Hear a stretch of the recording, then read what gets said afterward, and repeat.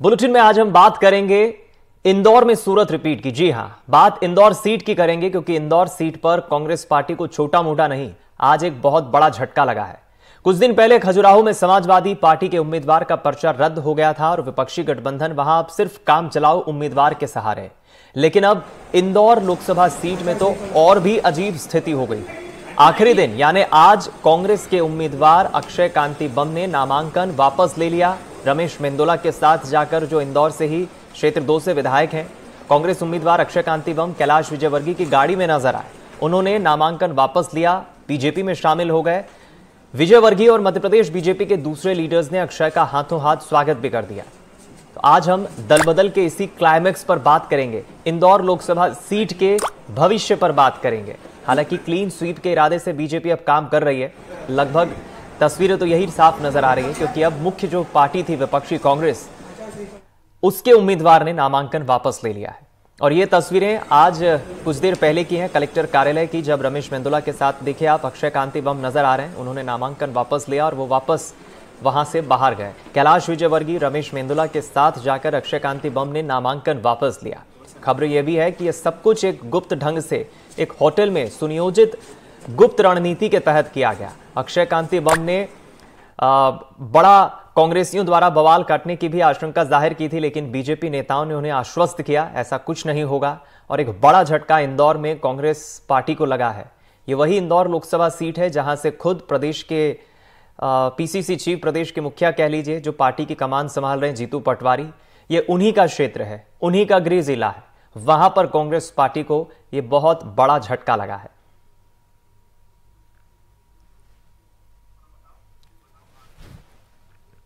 अब साफ जाहिर है, जिस तरह गुजरात की सूरत सीट पर बीते दिनों हमने देखा बीजेपी ने वहां पर बिल्कुल निर्विरोध जीत हासिल कर ली, कुछ इसी तरह की तस्वीर अब मध्य प्रदेश की आर्थिक राजधानी इंदौर के इस लोकसभा सीट पर साफ दिख रही है। क्योंकि आज नाम वापसी का आखिरी दिन था, 3 बजे तक का समय था। तो करेंगे आज इसी मसले पर चर्चा। इंदौर में सूरत रिपीट और इंदौर लोकसभा सीट पर अब क्या होगा भविष्य, क्या होंगे परिणाम। जो मेहमान हमारे साथ जुड़ रहे हैं, आपका जल्दी से परिचय करा देते हैं। हमारे साथ कांग्रेस के प्रवक्ता भूपेंद्र गुप्ता जी जुड़ रहे हैं, हमारे साथ डॉक्टर प्रेम व्यास जुड़ रहे हैं जो बीजेपी के प्रवक्ता, और हमारे सीनियर रेजिडेंट एडिटर अनुराग द्वारी जी जुड़ रहे हैं। Anurag ji, over to you. बहुत बहुत स्वागत है हमारे सारे मेहमानों का, दीपक आपका भी। मेरा सवाल सबसे पहले तो बीजेपी के प्रवक्ता से ही है। सर, अक्सर आपको याद होगा 2018-19 के दौरान लोकसभा में प्रधानमंत्री जी ने कहा था कि हम महात्मा गांधी के सपने को आगे बढ़ा रहे हैं। दरअसल वो इस संदर्भ में था कि महात्मा गांधी ने कभी कहा था कि कांग्रेस को अब समाप्त कर देना चाहिए। वो अवधारणा भी पूरी तरह से सही नहीं थी, पर आज ये मंच उस बात के लिए नहीं है, उस पर कभी लंबी बहस करेंगे। लेकिन हम मध्य प्रदेश में बीजेपी युक्त कांग्रेस क्यों देखते जा रहे हैं? ऐसी क्या स्थिति बन रही है? तो देखिए, आपने जो बात कही थी, एक छोटा सा संदर्भ में उसके विषय में दे देता हूँ। 1968 में दल बदल नियम आया और उसके पूर्व में जो घटनाक्रम हुआ था, ये हुआ था कि लगभग 520 विधायक अन्यत्र दलों से जो है कांग्रेस में जुड़ गए थे। और जब 210 विधायक कांग्रेस से टूटकर अन्यत्र दल में चले गए, तो यशवंत चौहान जी के निर्देशन में जो है एक समिति का निर्माण हो गया दल बदल को लेकर।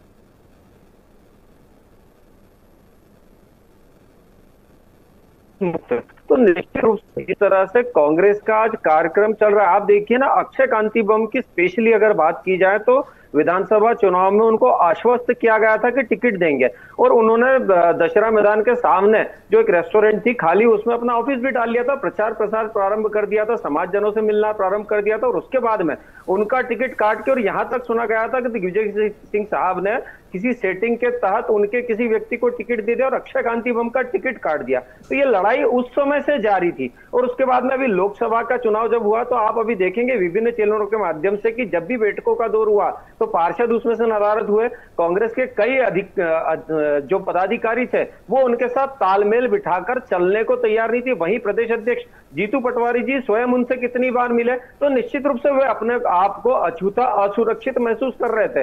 और उसके बाद में पिछले 3 या 4 दिनों का घटनाक्रम, जब कार्यालय का उद्घाटन हुआ था, कांग्रेस आपस में लड़ रहे हैं, वहीं पर उसका वीडियो भी प्रसारित हुआ है। कांग्रेस के बड़े नेता आपस में उनके कार्यालय के उद्घाटन के समय लड़ना, तो निश्चित रूप से ये अक्षय कांति बम जी जो थे वो पूर्व से प्रेरित हो चुके थे भारतीय जनता पार्टी की तरफ, और मुझे लगता है आज नामात्र की घोषणा थी और वे हमारे दल में डॉक्टर प्रेम व्यास, डॉक्टर साहब, आप लोग बहुत संवेदनशील हैं। ये आपकी बातों से लगता है कि आप विपक्षी नेताओं के प्रति भी इतने संवेदनशील हैं कि वो नाराज होते हैं और आपकी पार्टी में आना चाहते हैं तो आप स्वागत करते हैं, बहुत अच्छी बात है। लेकिन मेरा दूसरा सवाल ये है कि अभी कुछ दिनों पहले ही जब उनका नामांकन हो रहा था और एक वहाँ की स्थानीय अदालत ने एक 307 की धारा 17 साल पुराने मुकदमे में जोड़ने की बात कही थी, और तब आपके लीगल सेल ने इस पर ऑब्जेक्शन लिया था और आप कहा था कि वो धारा जुड़ी और इन्होंने इसकी जानकारी नहीं दी है। तो क्या कारण है कि हत्या के प्रयास के आरोपी को आज आप अपनी पार्टी में ले रहे हैं, जिस पर हफ्ते भर पहले आप ही लोग टीका टिप्पणी कर रहे थे, आप ही लोग ऑब्जेक्शन उठा रहे थे? देखिए अनुराग जी, वो दो चीजें थी। एक चीज तो ये थी कि जो नामांकन फॉर्म था उसमें अधूरी जानकारी देना, तो निश्चित रूप से हमने कहा कि कानून का सम्मान होगा, और हमने तो पूरे देश में जब भी कानून में कोई नियम बने हैं या किसी भी तरह का कोई इस तरह का कार्यक्रम हुआ है, क्रियाकलाप हुआ है, तो निश्चित रूप से हमने उसका समर्थन करा। तो जिस तरह से उन्होंने अगर उनके फॉर्म में कोई जानकारी छुपाई गई थी तो हमारी सेल ने उसको उजागर करने का कार्य करा।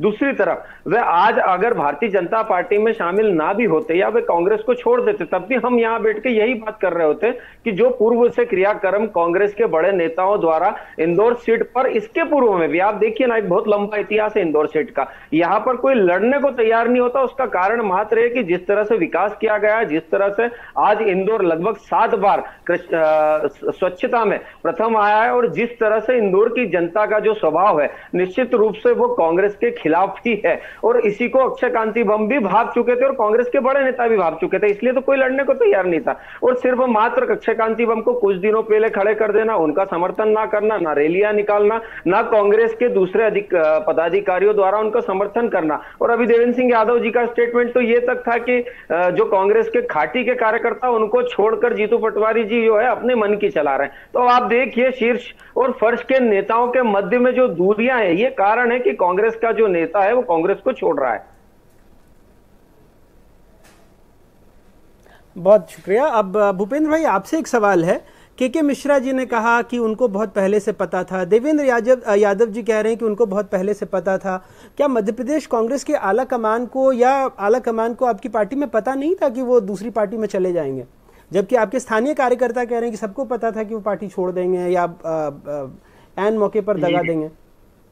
देखिए, के मिश्रा जी तो साधारण कार्यकर्ता नहीं, वो तो जो है नेता है हमारी पार्टी के। अगर उनकी जानकारी में था तो उन्होंने उचित फोरम पर इसका डिस्कशन किया होगा, तो उन्हें बताना चाहिए कि इसमें क्या हुआ आगे। और जब ये आशंका थी तो पार्टी के लिए उनको सोचना चाहिए। मगर मैं इससे आगे बात करना चाहता हूँ, और बात ये करना चाहता हूँ जो महत्वपूर्ण मुद्दा आपने उठाया है कि जिस व्यक्ति को भारतीय जनता पार्टी चंद दिनों पहले जो है हत्या का आरोपी बता रही थी, उसको अपनी वॉशिंग मशीन पर डालने में इन्हें जरा भी संकोच नहीं हुआ, न शर्म आई। और ये कह रहे हैं कि साहब जो है कांग्रेस पार्टी में ये खराबी, कांग्रेस पार्टी में वो खराबी। पूरे देश में ये खेल चल रहा है, और ये खेल आज से शुरू नहीं हुआ। ये जो पतन है भारतीय जनता पार्टी के सोच का, ये तो भागीरथ प्रसाद के समय से शुरू हो चुका था, जब इन्होंने भागीरथ प्रसाद की वोट बदलवाई थी। मैं भारतीय जनता पार्टी इतनी जो झूठ और महानता की बातें करती है और एक ढोंग और पाखंड की चर्चा करती है, और एक कहना चाहिए कि जिस तरह से धूर्तता का प्रदर्शन करती है, ये एक तो बता दे इन्होंने इतना विकास किया कि चांद और मंगल तक इनके नेता की चर्चा हो रही। क्या कोई भारतीय जनता पार्टी का एक मेंबर ऑफ पार्लियामेंट पूरे देश में, इंक्लूडिंग आदरणीय प्रधानमंत्री जी, जो ये बता दे कि उन्होंने जिस गांव को गोद लिया था बहुत कह के कि हम हर साल 100 गांव को जो है 542 गांव की हम उन्नति करेंगे, उन गांव में से किसी भी एक गांव में कोई विकास की किरण नहीं पहुंची है? बता देना। इनके जो है ललवानी जी ने जो गांव गोद लिया उसकी जरा जो है तस्वीरें आपका चैनल दिखा दे। भोपाल में जो साध्वी ने गांव गोद लिया उसकी आप तस्वीर दिखा दें। आलोक संजन ने जो गांव गोद लिया था उसकी तस्वीर दिखा दें। केवल झूठ, केवल जो है दुष्प्रचार और प्रचार के माध्यम से करोड़ों रुपया जो है जनता का पैसा टीवी पर बर्बाद करके आप एक जो भ्रम पैदा करके लोगों में जो है एक स्थान बनाना चाहते हैं, ये राजनीति कर रहे हैं आप। और देश सेवा के ढोंग के नाम पर एक गांव पूरे देश में। माफी चाहता हूं, आपको रोकना चाहूंगा और अपने स्टूडियो के साथियों से भी कहना चाहूंगा, भूपेंद्र जी की आवाज मुझ तक बहुत साफ नहीं आ रही, अगर आप उस आवाज को थोड़ा सा स्पष्ट कर दें। मेरा सवाल दरअसल ये था कि जब आपके स्थानीय नेताओं को पता था कि ऐसे प्रत्याशी जो पार्टी छोड़कर जा सकते हैं, तो क्या आपके आला कमान को नहीं पता लगता? फिर ऐसे लोगों को आप टिकट ही क्यों देते हैं? एक सवाल तो कांग्रेस पर भी उठता ही है ना। बिल्कुल उठता है, और ये पूछा जाना चाहिए उन नेताओं से कि जिन्हें जानकारी थी उन्हें आला कमान को जानकारी थी कि नहीं। इस बात से मैं आपकी सहमत हूँ, मुझे इसमें कोई असहमति नहीं। और ये जो है ये तो एक मामला हो गया पार्टी का, हमारे इंटरनल समस्या, जो समस्या देश की है, राजनीतिक है। जिस तरह से इस तरह के हथकंडे अपनाए जा रहे हैं, एक जगह नहीं, चंडीगढ़ में क्या हुआ, सूरत में क्या हुआ, खजुराहो में क्या हुआ, यहाँ पर क्या हुआ, आप और इसको और देखेंगे। अगर जो एक रणनीति की तरह पूरे जो चुनाव हुए थे नगर निगमों के, पंचायतों के, उसमें जो है एक बाढ़ लगी हुई थी। एक जो है तलवार गले पे रख के जो है कितने लोगों को निर्विरोध करवाएगा। ये राजनीति करना चाहते हैं आप? चुनाव बंद कर दीजिए, घोषणा कर दीजिए कि हमारा कैंडिडेट है, ये निर्विरोध रहेगा। ये राजनीति करके आप देश को क्या देने वाले हैं? और ये जो डॉक्टर साहब बैठे हैं, इनसे भी मैं निवेदन करना चाहता हूँ कि आपकी अगली पीढ़ी 20 साल बाद आप पश्चाताप करेंगे। आप जिस तरह का देश छोड़ के जाने वाले, जिस तरह की गंदी राजनीति और पतनशील राजनीति आप लोग कर रहे हैं, आपके बच्चे आपको कोसेंगे। उसकी तैयारी करिए आप। आपको 20 साल बाद पछताना है जिस काम के लिए। राजनीति में इतना पतन, 400 सीट का नारा है। भूपेंद्र भाई एक सवाल सुन लीजिए। जैसा क्योंकि आपने खजुराहो को उद्धृत किया, तो वहां पर मैं आपको एक जानकारी दे दूं। बात जरूर आई कि जबकि वो पूर्व विधायक रही हैं, वो कैसे उनके दस्तखत कैसे छूट जाते हैं, और जब वहां पर अधिकारी उनको बुलाते हैं कि मोहतरमा आपके दस्तखत छूट गए, तो उन्होंने पहले कहा कि पहले मुझे मीडिया से बात कर लूं फिर वापस आती हूं। तो आरोप लगाना एक जाहिर सी बात है, आप विपक्ष में हैं और सवाल उठते भी हैं, उठने भी चाहिए, लेकिन क्या उस उम्मीदवार से नहीं पूछा जाना चाहिए कि आपको मीडिया से बात करना ज्यादा जरूरी था या अपने फॉर्म में हस्ताक्षर करना? बिल्कुल पूछा जाना चाहिए, और आपकी बात से मैं कहीं असहमत नहीं हूँ। मैं दूसरा सवाल इसके साथ खड़ा करना चाहता, क्या प्रधानमंत्री जी ने अपने चुनाव घोषणा पत्र में ये कॉलम खाली नहीं छोड़ा कि वो विवाहित है कि अविवाहित है? वो कैसे स्वीकार हो गया फॉर्म? देश में कानून एक है, देश में समता एक चीज है, एक तरह के जो है एक ही एजेंसी है जो इस पर निर्णय लेती है। कितने कलम खाली छोड़ देते हैं। अगर आप एडीआर से रिपोर्ट लेंगे, सैकड़ों की तादाद में ऐसे फॉर्म निकलेंगे। उसमें डिसीजन क्या लिया इलेक्शन कमीशन? ये सवाल, ये पूरी व्यवस्था की बात कर रहा हूं मैं। एक सिस्टम को आप डिस्ट्रॉय कर रहे हैं, आप एक पूरी व्यवस्था को तिरोहित कर रहे हैं। नहीं भूपेंद्र भाई, एक कॉलम खाली छोड़ने की बात और दूसरा हस्ताक्षर नहीं करने की बात, ये मुझे लगता है नियंत्रण दो अलग अलग बातें हैं। आप जानकार आदमी, आप खुद समझते हैं, कई मौकों पर आपने चुनाव आयोग में प्रतिनिधित्व भी किया है, तो आप भी इस बात को समझ सकते हैं कि ये दो अलग अलग बातें हैं जिस पर हम बहस कर रहे हैं। और दूसरी बात, हम मध्य प्रदेश छत्तीसगढ़ के संदर्भ में बात करें, ज़्यादा बेहतर होगा। अब आप चाहते हैं कि हम इसको व्यापक परिप्रेक्ष्य में करें, बिल्कुल करेंगे, लेकिन फिलहाल अगर हम इसको इंदौर और खजुराहो पर रखें, और खास करके इंदौर पर, खास करके जो आज का घटनाक्रम हुआ है इस विषय पर, क्योंकि अब मैदान में शायद 21 या 22 उम्मीदवार बचे हैं, तो डॉक्टर साहब आपसे पूछना चाहूंगा, आपके लिए तो मैदान बिल्कुल खाली जैसा लग रहा है, क्योंकि ज़्यादातर उसमें निर्दलीय प्रत्याशी हैं या ऐसे प्रत्याशी हैं जिनका शायद, जो वहां के जानकार बता रहे हैं कि व्यापक जनाधार नहीं है इंदौर में। तो ऐसे में आपको नहीं लगता कि मुकाबला करने में आपके उम्मीदवार को भी बहुत ज्यादा मजा नहीं आएगा? देखिए, मैंने इसीलिए पहले कहा था कि इंदौर का पुराना इतिहास निकालिए। इंदौर से किसी भी कांग्रेस के नेता आप बताइए जो दम्भ के साथ पिछले 7 चुनावों में लड़ा हो, या ऐसा कोई नेता जो स्वीकारोक्ति के साथ में इंदौर की जनता का प्रतिनिधित्व कर रहा हो। आप देखेंगे इंदौर में सिर्फ मात्र कांग्रेस के बीच में गुटबाजी बचती है, और यहाँ पर मुझे लगता नहीं था, आज मुझे नहीं था लग रहा था कि ऐसा कोई विषय जिसमें शाब्दिक मर्यादाएं खोई जाएगी। जिस तरह से प्रधानमंत्री जी के लिए कहा, या जिस तरह से अभी जो बातें करी गई, तो मुझे लग रहा था कि आज व्यवस्थित बात होना चाहिए थी इस विषय के संदर्भ में। ठीक है, वो उनका जो भी लुकआउट रहा हो, दूसरी बात है। इन्होंने कहा कि आसपास के ग्रामीण अंचलों को, तो आप इंदौर के आसपास देखिए ना, एक गुलावट करके एक गांव है, वो किस समय बना था और उसके बाद में जितने भी गांव हैं उनमें क्या प्रधानमंत्री जी की योजनाएं नहीं पहुंची है? क्या वहां पर किसान सम्मान निधि नहीं पहुंच रही है? क्या वहां पर आयुष्मान कार्ड के लाभ नहीं पहुंच रहे हैं? क्या वहां पर जो उज्ज्वला का कनेक्शन है वो नहीं पहुंच रहा? निश्चित रूप से क्या वहां पर सड़क नहीं पहुंच रहे? हमने तो फुटकर व्यापारी जो है, जो गांव से लेकर निकलते हैं और व्यापार करते हैं, निश्चित रूप से उनको सोचकर उनके लिए भी एक मुहूर्त का निर्माण कराए और उनको लोन देने का कार्य करा। जब शिवराज सिंह जी चौहान थे उस समय पर, तो उनकी उससे हालत सुधरी थी। हमने तो कृषि पालकों को भी जो क्रेडिट कार्ड देने का कार्य करा था, और आप यहाँ पर बात कर रहे हैं कि आपने ये नहीं करा, आपने ये नहीं लिया, आपने वो। डॉक्टर साहब एक आपकी तमाम योजनाओं के बारे में दरअसल आज का जो हमारे बीच में विमर्श हो रहा है, ये भारतीय जनता पार्टी की सरकार की तमाम योजनाओं के बारे में नहीं है। कांग्रेस का ये आरोप है कि आप लोग लोकतंत्र का चीरहरण कर रहे हैं, और ऐसे अगर चुनाव करना ही है तो इसका क्या फायदा? भूपेंद्र जी आपसे ये समझना चाह रहे हैं। देखिए, अब मैं दोनों चीजों का जवाब दे देता हूं। इन्होंने कहा पूर्व की भी, क्योंकि इन्होंने प्रश्न कर रहे थे इसीलिए मैंने उसके जवाब दिए। अब मैं पूर्व की भी बात कर देता हूं कि लोकतंत्र की हत्या कब से होती आ रही है। 1952 में पहले लोकसभा चुनाव में जो है 10 सांसद निर्विरोध चुने गए थे।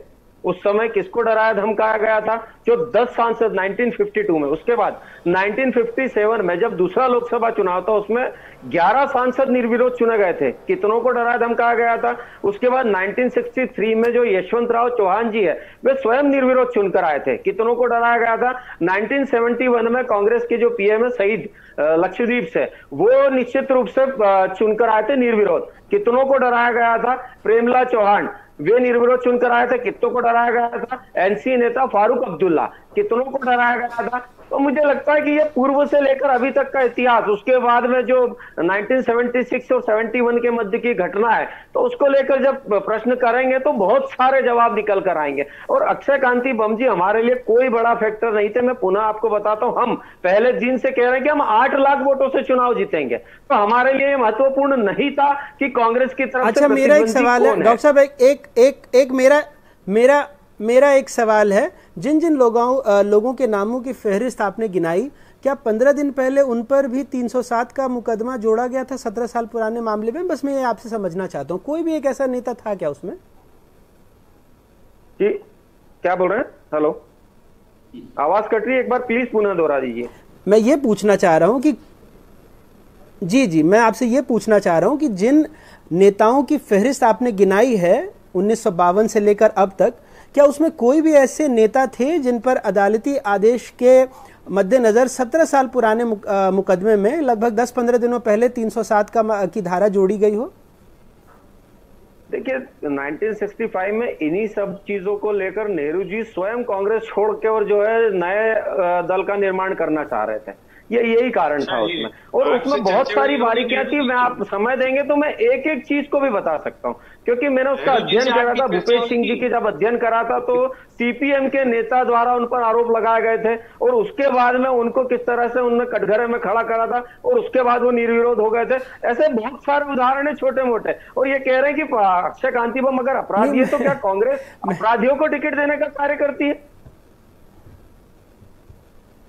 बिल्कुल, आपका सवाल जायज है, और ये सवाल मैं भूपेंद्र जी से पूछता हूँ कि भूपेंद्र जी कह रहे अपराधी, हमने तो कहा नहीं, और आपने नहीं,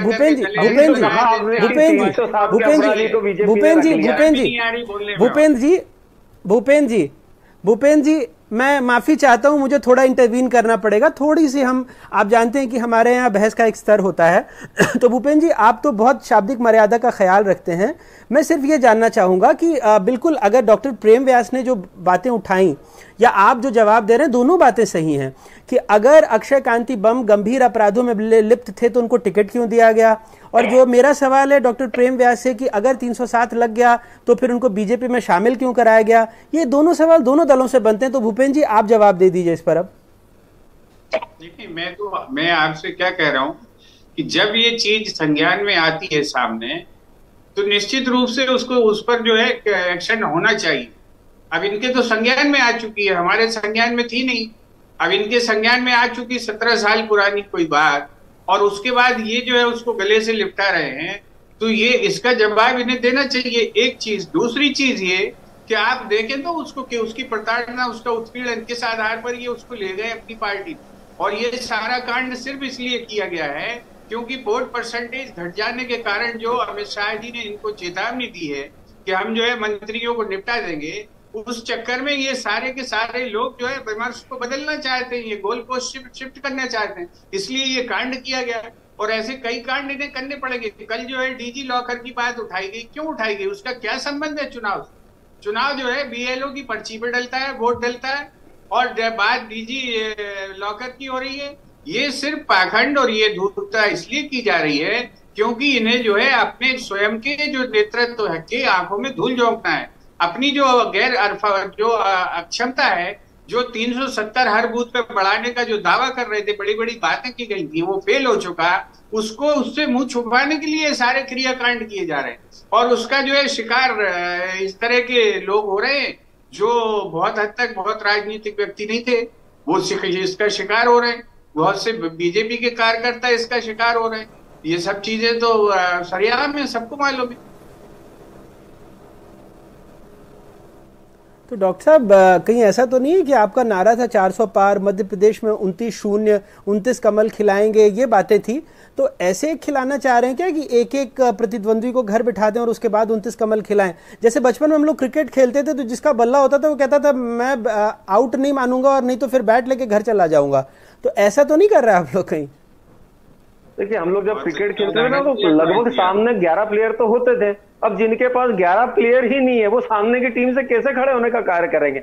दिग्विजय सिंह साहब बोले थे कि मैं 400 कैंडिडेट खड़े करूंगा और बैलेट पत्र से जो है मतदान करने के लिए मजबूर कर दूंगा चुनाव आयोग का, और उनको 400 लोग नहीं मिले। अब एक शीर्ष नेतृत्व को अगर 400 लोग नहीं मिले, मात्र 12-15 लोग वहां से नामांकन भर रहे हैं, और उसके बाद में ईवीएम को लेकर कटाक्ष करना, और अभी तो सुप्रीम कोर्ट ने स्पष्ट कर दिया है। तो क्या कांग्रेस आज ईवीएम को लेकर जो रोना रो रही थी उसके लिए क्षमा याचना करेगी देश की जनता से? जिस तरह से बार बार ईवीएम का रोना रोया गया और सुप्रीम कोर्ट द्वारा तल्ख टिप्पणी की गई, हर विषय को सोचकर समझकर हर विषय पर पर्टिकुलर जवाब सुप्रीम कोर्ट द्वारा दिया गया। दूसरा, इन्होंने कहा इंदौर को संदर्भ में कि वो डरा धमका के जो है हम ले गए, तो संजय शुक्ला जी को भी डरा धमका कर ले गए, हम विशाल पटेल जी को भी डरा धमका कर ले गए, हम वो जो कोठारी जी थे उनको भी डरा धमका कर ले गए, हम मऊ से जो आपके प्रत्याशी थे उनको भी डरा धमका के ले गए, हम धार के जो प्रत्याशी थे पूर्व सांसद उनको भी डरा धमका के ले गए। तो कांग्रेस में सिर्फ वही लोग बचे हैं जो डर धमक कर जो है भारतीय जनता पार्टी ज्वाइन कर लेते। तो आप कांग्रेस का विलय जो है खुद ही स्वयं ही कर दीजिए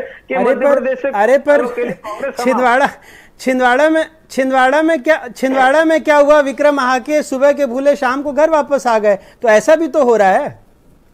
उसके अलावा भी तो है, जैसे दीपक सक्सेना जी हुए, उसके बाद में शुक्ला जी हुए, जो लगभग 24,000 कार्यकर्ताओं की लिस्ट लेके भारतीय जनता पार्टी में शामिल हुए थे। अब ये उनका निजी मामला। दीपक सक्सेना तो अभी भी कहते हैं कि वो कमलनाथ जो कहेंगे वही करेंगे, कमलनाथ के बहुत खास हैं वो। नहीं, कहा उस पूरे चुनाव के समय पर आप बताइए ना, वो कहां कैंपेनिंग में दिखे पूरे चुनाव में? जिस व्यक्ति को हनुमान कहा जाता था वो हनुमान लंका में आग लगाकर निकल गया। चलिए, दीपक, मुझे स्टूडियो से बताया जा रहा है कि वक्त बहुत कम है, अगर आप कुछ सवाल पूछना चाहें भूपेंद्र जी से, डॉक्टर साहब से। मैं बस संक्षेप में यही जानना चाहूंगा डॉक्टर प्रेम व्यास, आप बेहतर ढंग से बता पाएंगे कि ये बहुत गुप्त तरीके से इंदौर में जो भी खेल हुआ, क्योंकि इंदौर की जनता, मध्य प्रदेश की जनता जानना चाहेगी। एक तरफ जीतू पटवारी कह रहे हैं कि रात भर अक्षय कांति बम को यातनाएं दी गई, 307 धारा जो 3 दिन पहले जोड़ी गई, हमारे अनुराग जी भी इसका जिक्र कर रहे हैं, ऐसी बात जीतू पटवारी कह रहे हैं। और दूसरी तरफ गुप्त होटल में बैठक ली गई, बैठक के तहत रणनीति बनाई गई कि ऐन वक्त पे अक्षय कांति बम पार्टी छोड़ेंगे। क्या ये सब कुछ सच बात है? देखिए, अब ये तो जीतू पटवारी जी पूर्व में एक बार मीडिया के सामने, जी न्यूज के सामने कह चुके कि मैंने 21 पुल पुलिये बनाए, और उसके बाद भारतीय जनता पार्टी के रहू के नेताओं ने बताया कि मात्र 6 से 7 पुल पुलिये जो है वो रहू विधानसभा में बताया। तो अब उनकी बात पर कितना विश्वास कर सकते हैं?